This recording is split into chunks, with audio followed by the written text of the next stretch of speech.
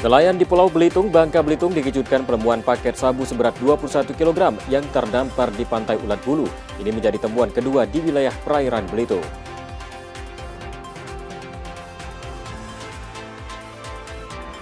Diduga akibat api lilin yang menyambar hordeng, satu rumah milik lansia di Palembang hangus terbakar, korban berhasil diselamatkan.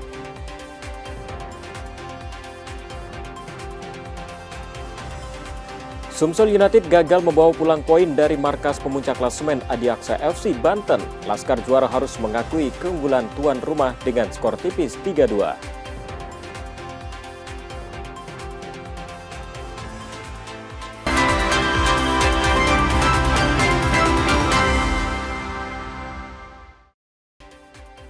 Selamat pagi saudara, apa kabar Anda hari ini? Seperti biasa kami akan membuka hari Anda dengan sejumlah laporan menarik dari Sumatera Selatan dan daerah lain di Sumatera bagian selatan. Selain berita utama tadi, masih ada informasi menarik lain yang akan kami sampaikan untuk Anda. Bersama saya Robiansyah, inilah Kompas Pagi selengkapnya di Kompas TV, independen, terpercaya.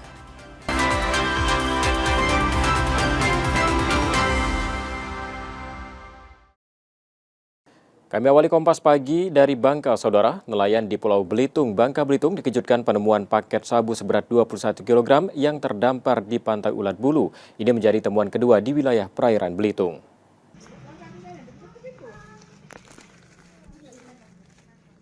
Sebuah karung putih mencurigakan ditemukan nelayan terdampar di Pantai Ulat Bulu, Belitung. Saat dibuka, di dalamnya terdapat kristal putih diduga sabu seberat 21 kg. Temuan itu segera dilaporkan ke polisi. Polisi yang datang kemudian menyita dan hasil pemeriksaan memastikan isi paket tersebut merupakan sabu. Di mana di Pulau Ulat Bulu ya? Di Pulau Ulat Bulu lebih kurang 21 kilo. Sebelumnya ada juga penemuan di Petaling oleh Pak Hasan Basri dengan jumlah berapa? 21 kilo juga. Ya, jadi menurut saya ini sebagai hal yang positif bagi kita, khususnya bagi kepolisian, karena ada masyarakat yang mau melaporkan setiap temuan ataupun kejahatan yang dia temukan. Ini menjadi kali kedua penemuan sabu tak bertuan di perairan Belitung dengan jumlah serupa. Seluruh barang bukti kini disita Polres Belitung, sementara polisi masih menyelidiki asal-usulnya. Nanda Ardiansyah, Kompas TV, Belitung, Bangka Belitung. Sementara itu, saudara, diduga akibat api lilin yang menyambar hordeng, satu rumah milik lansia di Palembang hangus terbakar. Korban berhasil diselamatkan. Tolong, kebakaran di OP PNS. Satu rumah di perumahan OP PNS Jakabaring, Palembang terbakar Minggu malam. Api cepat membesar, memicu kepanikan warga.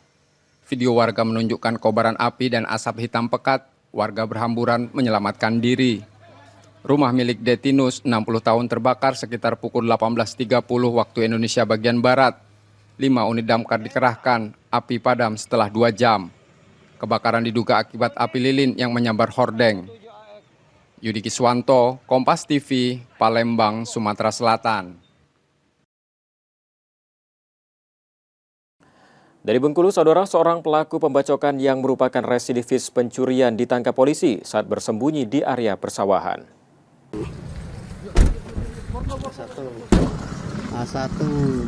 Penangkapan tersangka pembacokan oleh tim Resmob Macan Gading Polresta Bengkulu berlangsung dramatis. Polisi menyisir area persawahan hingga menemukan tersangka GL yang bersembunyi di sebuah pondok. Tanpa perlawanan, tersangka dibekuk dan dibawa ke Polresta Bengkulu. Aksi pembacokan terjadi sebelum Lebaran, dipicu cekcok tersangka dan korban di kawasan Belungguk Point. Dalam pengaruh minuman keras, tersangka pulang mengambil senjata tajam lalu mengejar korban. Setibanya di lokasi, tersangka membacok korban hingga mengalami luka sebelum melarikan diri. Cara pelaku dan korban ini sama-sama bertemu di Belungguk Point.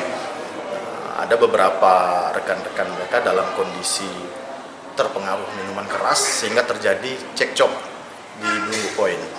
Nah, tidak lama terjadi cekcok itu, terduga pelaku pulang mengambil sajam jenis parang dengan panjang sekitar 75 cm, mencari lagi keberadaan korban, sehingga ketemulah di Jalan Ahmad Yani dekat Bang Beng. Nah, di saat bertemu itulah pelaku melakukan pembacokan dengan menggunakan parang tersebut yang mengenai kepala korban. Tersangka diketahui merupakan residivis pencurian dan kini kembali harus menjalani proses hukum atas perbuatannya. Bayazir Al-Raihan, Kompas TV, Bengkulu.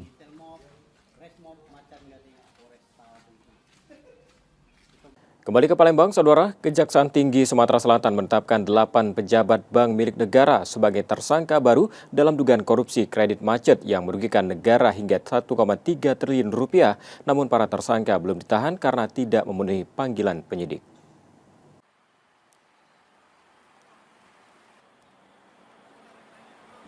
Dugaan korupsi kredit macet di salah satu bank milik negara yang ditangani Kejaksaan Tinggi Sumatera Selatan menetapkan 8 tersangka baru setelah memiliki 2 alat bukti, 3 diantaranya perempuan. Para tersangka merupakan pejabat di bank yang diduga menerima aliran dana dari pihak swasta terkait pembiayaan pembangunan kebun kelapa sawit. Modus yang digunakan berupa manipulasi data dalam analisis kredit hingga berujung kredit macet dan kerugian negara mencapai 1,3 triliun. Meski telah berstatus tersangka, ke-8 orang tersebut belum ditahan karena mangkir dari panggilan penyidik. Upaya penjemputan paksa akan dilakukan jika kembali tidak hadir pada panggilan berikutnya. Pemanggilan terhadap ke-8 pada awalnya jadi tahap inspeksi sudah pertama di bulan Februari, namun yang bersangkutan mereka itu meminta penundaan di hari itu. Karena memang karena kami sudah mempelajari bahwa saksi-saksi ini yang sudah kami periksa di perkara terdahulu, artinya perbuatan mereka itu sebetulnya sudah memenuhi alat bukti cukup untuk ditetapkan, dan rencananya pada hari ini mereka menetapkan. Namun karena jadi bukan alasan tidak datang kemudian tetap bukan, memang rencana kami memang hari ini mau cuma menetapkan. Itu yang pertama. Terus kedua tentang aset itu setelah kami telah lakukan beberapa penyitaan. Datanya uang yang dari bank itu sudah bisa yang pernah kami rilis beberapa bulan yang lalu. Memang ada kekurangan, kami akan berusaha terus sehingga paling tidak memperkecil daripada kerugian negara itu, paling tidak tapi usaha kami supaya semua tertutupi. Secara keseluruhan, jumlah tersangka dalam kasus ini mencapai 14 orang, termasuk 6 pihak swasta atau debitur yang lebih dulu jadi tersangka. Yudi Kiswanto, Kompas TV, Palembang, Sumatera Selatan.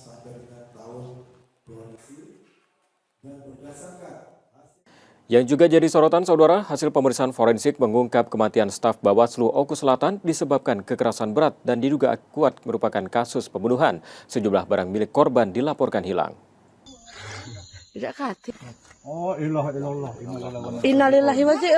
Penyelidikan kasus kematian Maria Simarmare, staf Bawaslu Oku Selatan, masih berlangsung. Hasil pemeriksaan forensik mengungkap korban tewas akibat kekerasan berat diduga menjadi korban pembunuhan. Pada tubuh korban ditemukan luka sayatan serta indikasi kekurangan oksigen sebelum meninggal. Polisi masih mengumpulkan alat bukti dan keterangan saksi untuk mengungkap pelaku beserta motifnya. Dari olah tempat kejadian perkara, sejumlah barang milik korban seperti handphone, laptop, dan sepeda motor dilaporkan hilang. Hasil otopsi yang telah dilakukan di Rumah Sakit Bayangkara itu berdasarkan hasil dari surat otopsinya, yaitu dalam pemeriksaannya penyebab kematian daripada korban ini adalah karena terhalangnya udara menuju ke paru-paru, dan kemudian dari hasil juga otopsi itu adanya luka sayatan di bagian leher, dan tentunya itu yang mengakibatkan korban meninggal dunia. Sementara untuk barang yang hilang berdasarkan hasil pemeriksaan di TKP itu ada sepeda motor, kemudian laptop, dan juga handphone daripada korban. Sebelumnya, korban ditemukan tewas di kamar rumahnya setelah warga membongkar pintu karena tidak ada respon. Korban ditemukan dalam kondisi tergeletak dengan sejumlah luka. Reski Oktora, Muklas Diferensial, Kompas TV, Palembang, Sumatera Selatan. Setelah jeda, Saudara, kami masih akan kembali dengan sejumlah informasi dan sorotan menarik lainnya. Tetaplah di Kompas Pagi.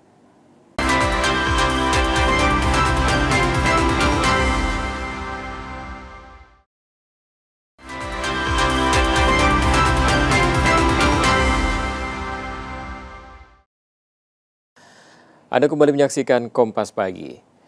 Masih dari Sumatera Selatan, Saudara, Operasi Ketupat Musi 2026 resmi berakhir. Polda Sumsel meningkatkan pengamanan arus balik Lebaran melalui kegiatan rutin di titik-titik strategis, sekaligus menertibkan puluhan kendaraan Sumbu 3 yang melintas pada jam padat. Selamat malam, Komandan. Mohon izin dilaporkan dia. Seiring berakhirnya Operasi Ketupat Musi 2026, Polda Sumatera Selatan mengintensifkan kegiatan rutin yang ditingkatkan untuk mengamankan arus balik Lebaran. Penyekatan kendaraan di atas Sumbu 3 dilakukan di sejumlah titik strategis Palembang seperti Terminal Alang-Alang Lebar dan Pos Pam Simpang Kilometer 12. Sebanyak 80 kendaraan Sumbu 3 dan truk bermuatan berlebih yang melintas pada jam padat ditertibkan. Penguatan patroli di titik rawan kemacetan serta pengaturan lalu lintas secara dinamis terus dilakukan guna menekan resiko kecelakaan akibat kendaraan overdimensi dan overload.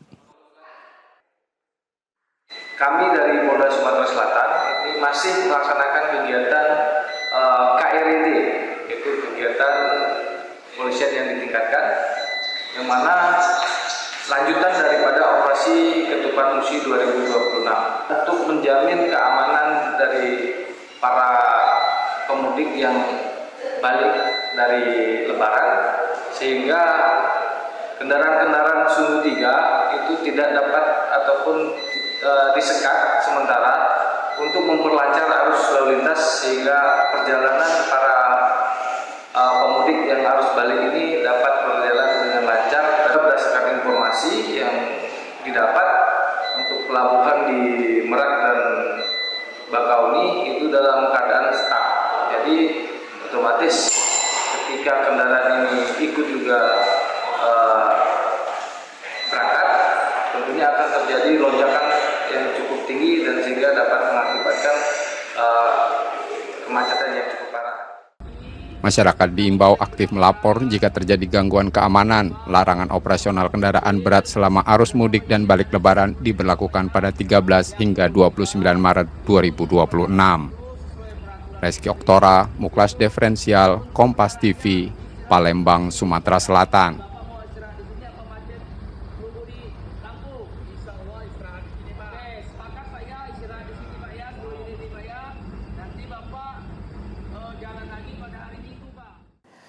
Saudara, kebijakan Work from Anywhere pada Idul Fitri 1447 Hijriah resmi berakhir. Sekda Sumsel menghimbau ASN Pemprov Sumsel kembali bekerja normal mulai Senin 30 Maret 2026. Keterlambatan maupun ketidakhadiran akan dikenakan sanksi. Yang sudah hadir, alhamdulillah pada Usai berakhirnya kebijakan Work from Anywhere, pemerintah Provinsi Sumatera Selatan memastikan aktivitas perkantoran kembali berjalan normal.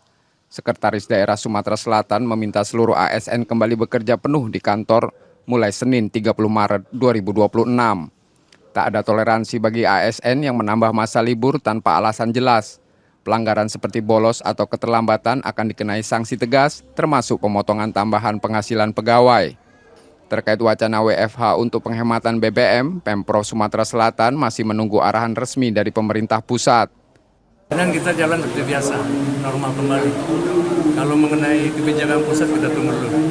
Ya kalau belum masuk kan tentu ada sanksi. Pertama kalau terlambat ya TPP-nya jangan dipotong. Kita dukung ya, tapi kita masih kaji.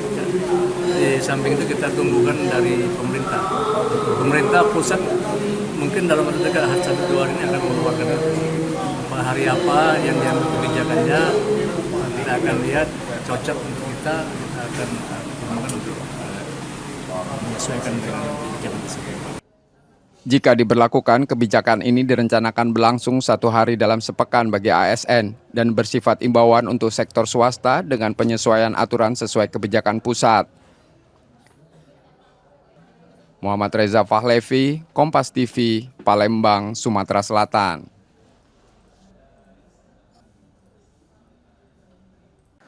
Saudara, kebakaran menghanguskan 3 bangunan di kawasan Sukarami, Palembang, Sumatera Selatan. Api diduga berasal dari korsleting listrik pada alat pengukur atau pembatas listrik salah satu bangunan.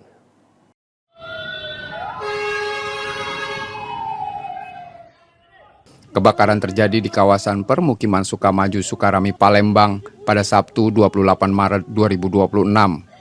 3 bangunan milik warga terdiri dari 1 rumah dan 2 unit kontrakan hangus. Api diduga berasal dari konsleting listrik pada alat pembatas listrik salah satu bangunan. Warga sempat panik dan berupaya memadamkan api dengan peralatan seadanya. Namun material bangunan yang mudah terbakar membuat api cepat membesar. Petugas pemadam kebakaran akhirnya berhasil menjinakkan api setelah lebih dari 1 jam dengan mengerahkan 4 unit mobil damkar. Untuk rumah jumlahnya ada 3 rumah. Awalnya dari rumah sini langsung ke sebelah, lalu menjalar ke rumah utamanya. Ini rumah apa bang? Bedeng atau apa bang? Gudang Pak di sini. Gudang jadi tidak ditinggali. Kemudian yang sebelah ini ditinggali tapi hanya jarang Pak. Yang lebih sering ditinggali yang rumah satu ini, yang sumber apinya. Korban jiwa tidak ada Pak. Sementara api berasal dari mana? Dari konsleting listrik. Listrik ya? Listrik yang dari mana bang? Rumah pertama ya. Rumah pertama. Apa bang itu? Apa listriknya itu maksudnya colokan atau apa bang? Dari ini apa? Meterannya. Oh dari meteran ya? Tidak ada korban jiwa dalam peristiwa ini. Polisi melakukan olah tempat kejadian perkara dan mengumpulkan keterangan untuk memastikan penyebab kebakaran. Reski Oktora, Muklas Diferensial, Kompas TV, Palembang, Sumatera Selatan. Seorang mahasiswi di Prabumuli, Sumatera Selatan menjadi korban begal saat hendak pulang ke rumah. Korban ditendang 2 pelaku hingga terjatuh dari sepeda motornya.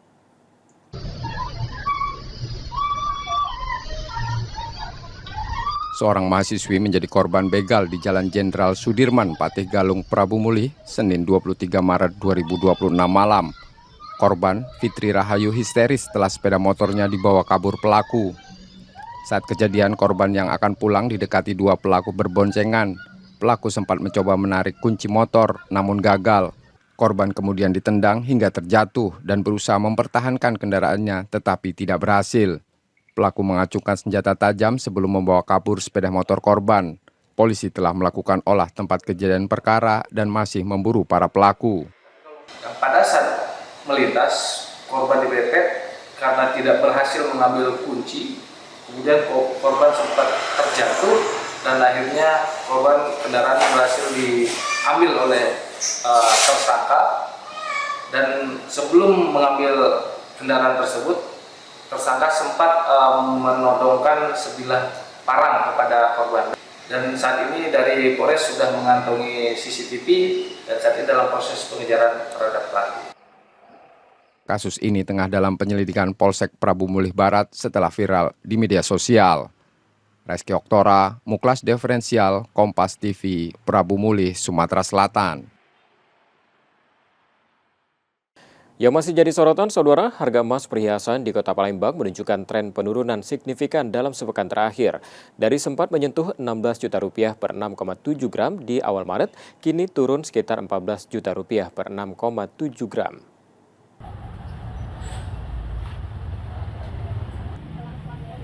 Pasca Lebaran, harga emas perhiasan di Palembang, Sumatera Selatan terus mengalami penurunan tajam. Dari kisaran 15 hingga 16 juta per 6,7 gram sebelum hari raya, kini turun menjadi sekitar 14 juta per 6,7 gram pada Jumat 27 Maret 2026 pagi. Di hari ini 14 juta, pas iya kesempatan mereka kan memang. Jadi pada berbondong-bondong beli, mau logam, perhiasan, itu pasti kesempatan anak-anak muda, ibu-ibu. Kalau sesudah lebaran mungkin sekitar yang setengah, sesuku, seperempat, pasti ada. Per harinya kok? Ya sekitar 65 sampai 68% lah pembeliannya. Penurunan ini dimanfaatkan warga untuk membeli emas, terutama dengan adanya tunjangan hari raya. Kebetulan nempelin uang THR. Dan harganya sedang turun juga? Kebetulan turun. Kalau bisa sih lebih turun lagi untuk kedepannya. Biar lebih terjangkau kan, kalau ada uang sedikit bisa beli kayak itu untuk invest. Dalam beberapa hari ke depan, harga emas perhiasan diperkirakan masih akan bergerak turun. Muhammad Reza Fahlevi, Kompas TV, Palembang, Sumatera Selatan. Saudara, kami masih akan kembali lagi dengan sejumlah sorotan menarik lainnya. Tetaplah bersama kami di Kompas Pagi.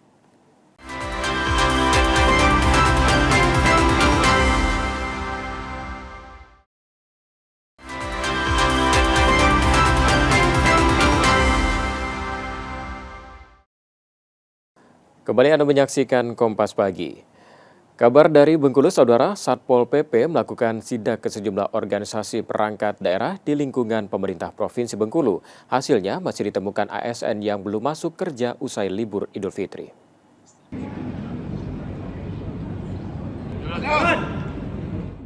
Usai apel gabungan perdana pasca Lebaran yang dipimpin Gubernur Bengkulu, Helmi Hasan, Satpol PP langsung menggelar sidak ke seluruh OPD untuk memastikan kedisiplinan ASN. Petugas mendapati masih ada ASN yang belum masuk kerja dengan berbagai alasan, mulai dari sakit hingga cuti melahirkan.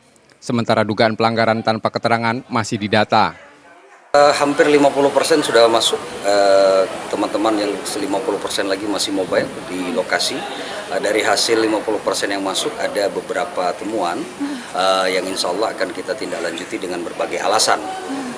Perlu pendalaman dan pengecekan terutama kepada konfirmasi kepada kepala OPD masing-masing atau yang mempunyai tanggung jawab terhadap bawahan. Oke, rata-rata ada keterangan yang jelas untuk yang tidak ada masuk? Yang mengajukan cuti umroh misalnya, kemudian ada juga yang cuti sakit seperti itu, tapi yang sifatnya indisipliner masih kita kumpulkan.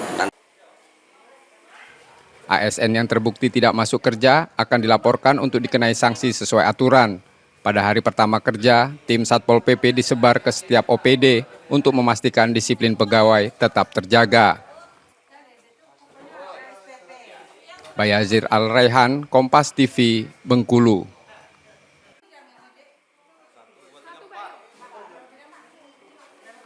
Sementara itu, Saudara, pemerintah Provinsi Bengkulu melanjutkan kebijakan work from anywhere bagi ASN. Langkah ini ditempuh untuk mendukung efisiensi konsumsi BBM sekaligus menekan belanja daerah setelah sebelumnya terbukti efektif. Untuk kita semua, yang kami hormati Bapak Wakil Gubernur Provinsi Bengkulu. Pemerintah Provinsi Bengkulu melanjutkan kebijakan work from anywhere untuk ASN sebagai dukungan efisiensi konsumsi BBM. Kebijakan ini sebelumnya terbukti mampu menekan belanja daerah di tengah pemangkasan transfer pusat dan kini diarahkan sebagai strategi penghematan energi. Dengan berkurangnya mobilitas pegawai, penggunaan kendaraan dinas maupun pribadi diharapkan menurun signifikan. Apa yang diarahkan? Pertama, bagaimana kemudian WFA itu dilakukan. Kita sudah melakukan itu. Dan itu memang menurut keterangan Pak Sekda itu efektif, bisa mengurangi pengeluaran terutama dari pos belanja pegawai. Dan itu akan kita teruskan, apalagi diperkuat dengan kebijakan pemerintah pusat berkaitan dengan efisiensi dari BBM kita. Meski demikian, pelayanan publik tetap menjadi prioritas. ASN bekerja di kantor Senin hingga Rabu, sementara Kamis dan Jumat dapat bekerja dari mana saja. Bayazir Al-Raihan, Kompas TV, Bengkulu. Serta nafsu amarah telah kami redam. Kita ke sorotan lainnya, Saudara. Danau Sipin di Kota Jambi jadi ruang teduh yang memadukan keindahan alam dan kearifan lokal. Terbentuk dari aliran sungai Batanghari yang terpisah alami dan membentang sekitar 40 hektar, kawasan ini ramai dikunjungi warga saat hari libur.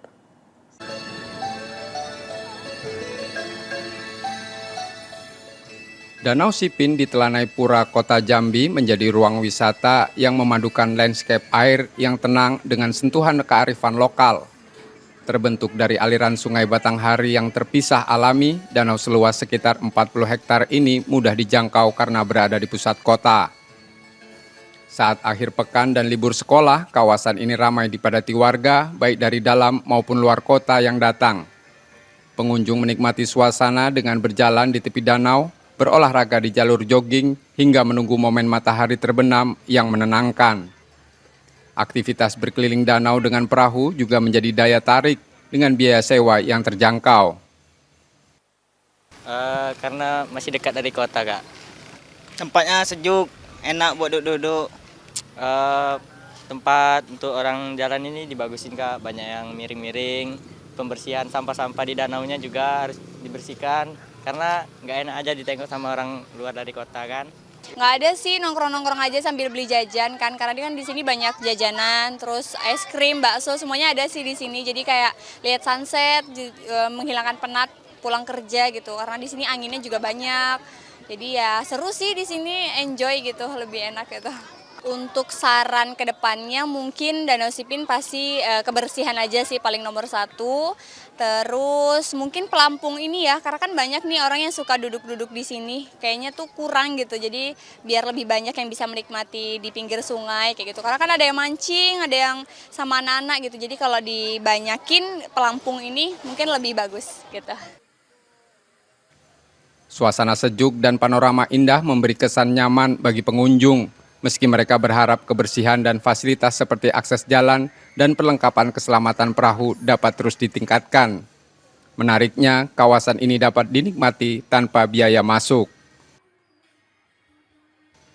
Adi Maulana, Kompas TV, Jambi.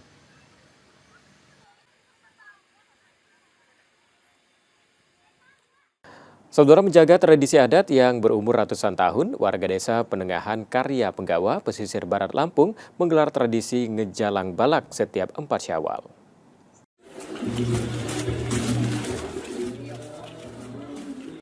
Warga desa Penengahan Karya Penggawa, pesisir barat Lampung, membawa baskom berisi aneka hidangan tertutup kain, menandai dimulainya tradisi silaturahmi turun-temurun ngejalang balak.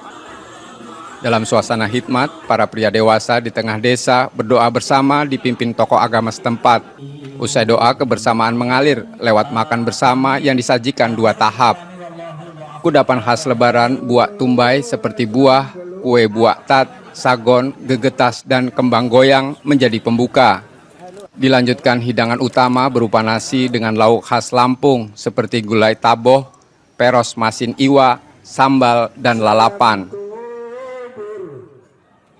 Jalang balak artinya secara filosofi bahwa pertemuan ya masyarakat tokoh yang ada di Penengahan ataupun di luar Penengahan dalam rangka bersilaturahmi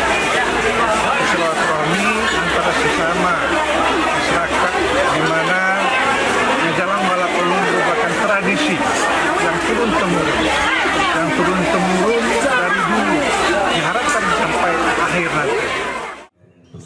Tradisi ini rutin digelar setiap lebaran sebagai wujud syukur, mempererat silaturahmi sekaligus memanjatkan doa dan harapan. Upaya kita pertama tentunya kegiatan-kegiatan yang di tahun yang akan datang kita akan dukung secara penuh, terutama kita juga akan mencoba bekerja sama dengan pemerintah kabupaten sehingga bisa melibatkan stakeholder jauh lebih luas. Ke depan juga bekerjasama dengan kabupaten untuk tingkat provinsi ataupun tingkat pusat sehingga warisan Taruna ini bisa menjadi hak milik daripada tradisi dan budaya Lampung pesisir ini yang ada di Kabupaten Pesisir Barat tentunya. Pemerintah desa mendorong agar warisan adat ini terus lestari dan mendapat perhatian lebih. Roma Afria Idam, Kompas TV, Kabupaten Pesisir Barat, Lampung. Kita ke informasi olahraga, saudara. Sumsel United gagal membawa pulang poin dari markas pemuncak klasemen Adiaksa FC Banten. Bermain di Banten International Stadium, Laskar Juara harus mengakui keunggulan tuan rumah dengan skor tipis 3-2.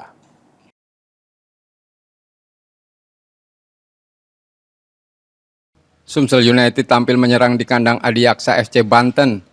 Sempat tertinggal lewat gol Adilson da Silva menit 28, Sumsel United berbalik unggul lewat 2 gol Juninho Cabral menit 43 dan 45. Namun di babak kedua, tuan rumah bangkit.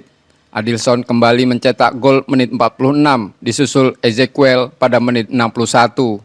Adiaksa menang tipis 3-2. Pelatih Neil Maizer menyebut timnya mampu menguasai laga, namun kesalahan individu jadi penentu. Secara umum, anak-anak ini sebenarnya bisa menggunakan Adiaksa secara tawar. Karena di babak pertama kita dikte dia bermain dan kita bisa menangkan kesalahan. Sebenarnya ini kesalahan individual, error individual tak dulu. Jadi gol kedua, gol ketiga itu ya karena individu error kita nggak bisa membantu tadi. Hasil ini membuat Sumsel United tetap di peringkat 3 dengan 37 poin tertinggal dari Garuda Yaksa FC dan Adiaksa FC Banten. Nur Muhammad, Kompas TV, Palembang, Sumatera Selatan. Saudara, kami jeda sejenak dan setelah itu kami masih akan kembali dengan sejumlah sorotan menarik lainnya. Tetaplah di Kompas Pagi.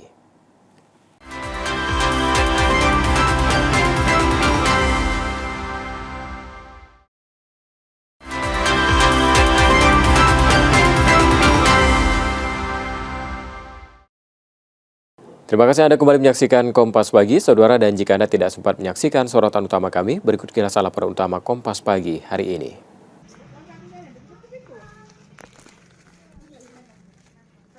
Sebuah karung putih mencurigakan ditemukan nelayan terdampar di pantai Ulat Bulu, Belitung. Saat dibuka, di dalamnya terdapat kristal putih diduga sabu seberat 21 kg. Temuan itu segera dilaporkan ke polisi. Polisi yang datang kemudian menyita dan hasil pemeriksaan memastikan isi paket tersebut merupakan sabu. Di mana di Pulau Ulat Bulu ya, di Pulau Ulat Bulu lebih kurang 21 kilo. Sebelumnya ada juga penemuan di Petaling oleh Pak Hasan Basri dengan jumlah berapa? 21 kilo juga.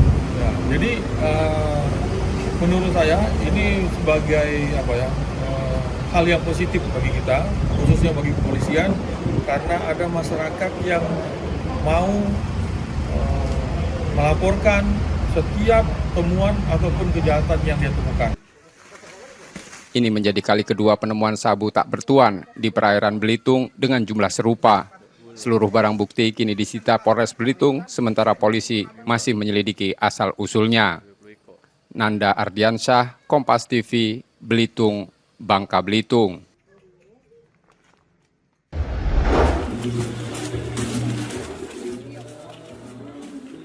Warga Desa Penengahan, Karya Penggawa Pesisir Barat Lampung membawa baskom berisi aneka hidangan tertutup kain menandai dimulainya tradisi silaturahmi turun-temurun ngejalang balak. Dalam suasana hikmat, para pria dewasa di tengah desa berdoa bersama dipimpin tokoh agama setempat. Usai doa, kebersamaan mengalir lewat makan bersama yang disajikan 2 tahap. Kudapan khas Lebaran buah tumbai seperti buah, kue buah tat, sagon, gegetas, dan kembang goyang menjadi pembuka. Dilanjutkan hidangan utama berupa nasi dengan lauk khas Lampung seperti gulai taboh, peros masin iwa, sambal, dan lalapan. Jalang balak artinya secara filosofis bahwa pertemuan ya masyarakat tokoh yang ada di pertengahannya ataupun di luar pertengahan dalam rangka bersilaturahmi antara sesama masyarakat, di mana ngejalang balak ulung merupakan tradisi yang turun temurun dari dulu, diharapkan sampai akhir nanti. Tradisi ini rutin digelar setiap Lebaran sebagai wujud syukur, mempererat silaturahmi sekaligus memanjatkan doa dan harapan. Upaya kita pertama tentunya kegiatan-kegiatan yang di tahun yang akan datang kita akan dukung secara penuh, terutama kita juga akan mencoba bekerja sama dengan pemerintah kabupaten sehingga bisa melibatkan stakeholder jauh lebih luas. Kedepan juga bekerjasama dengan kabupaten untuk tingkat provinsi ataupun tingkat pusat sehingga warisan Taruna ini bisa menjadi hak milik daripada tradisi dan budaya Lampung pesisir ini yang ada di Kabupaten Pesisir Barat tentunya. Pemerintah desa mendorong agar warisan adat ini terus lestari dan mendapat perhatian lebih. Roma Afria Idam, Kompas TV, Kabupaten Pesisir Barat, Lampung.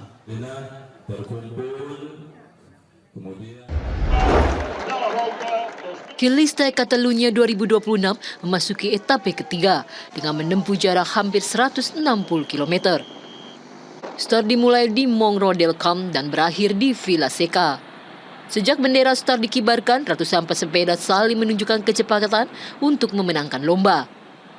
Insiden dramatis terjadi di kilometer akhir etape 3. Remco Evenepoel dan Jonas Vingegaard yang berada di baris terdepan secara tak terduga keduanya terjatuh di bundaran 500 meter menuju garis finish. Kecelakaan yang membuyarkan singgasana podium untuk keduanya. Insiden kecelakaan langsung dimanfaatkan Dorian Gordon dengan mengambil alih posisi terdepan. Pesepeda tim Ineos Grenadiers finish tercepat, disusul Ethan Vernon dan Alfred Bruce Noah di tempat ketiga. Kemenangan di etape 3 membuat Dorian Gordon memimpin klasemen sementara, unggul 11 detik dari Remco Evenepoel di peringkat kedua.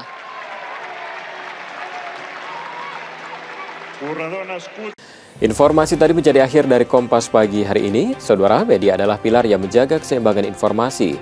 Dengan menonton program berita di Kompas TV, Anda membantu memastikan media terus ada menyajikan berita yang dapat dipercaya. Kembali kami ingatkan bagi Anda yang ingin berbagi informasi, kritik ataupun saran, dapat mengakses media sosial kami di @kompas.tv Palembang. Akhirnya saya Robiansa pamit, Kompas TV, independen, terpercaya. Terima kasih sudah menonton dan sampai jumpa.